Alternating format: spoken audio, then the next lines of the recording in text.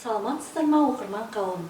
Жыл сайын 1 мамыр бірлік ынтымақ күні мерекесінде Қазақстан аумағында тұрып жатқан 130-дан астам ұлт пен ұлыс өкілдері киелі қара шаңырақта тату-тәтті, береке мен бірлікте, бейбітшілік пен ынтымақта өмір сүріп жатқандығын тойлайды.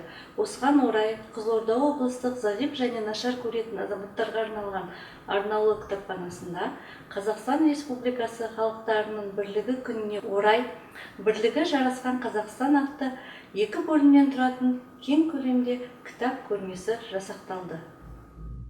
Қазақстан президенті жарлығы бойынша 1 мамыр Қазақстан халықтарының бірлігі күні деп жарияланды.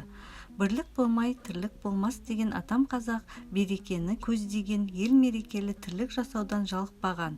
Сондықтан да Қазақстан халқы 1 мамыр ынтымақ пен бірлік күнін тойлайды. Береке бастауы бірлік, ел іші тату тірлік қағидасын ұстаған ел үшін бұл мерекенің орны ерекше.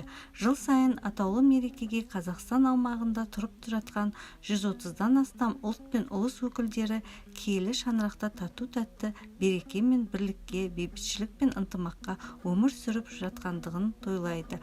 Бір шаңырақтың астындағы халқымыздың достығы мен өзара түсіністігі, еліміздегі ұлтаралық татулық, ынтымақ, бірлік мәңгі жасай берсін.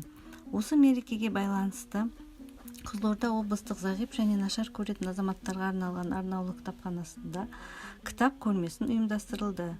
Көрмеге дүние жүзіне үлгі болып отырған Қазақстан халқы ассамблеясы ұлтаралық татулық пен тұрақтылық туралы әдебиеттер қойылды.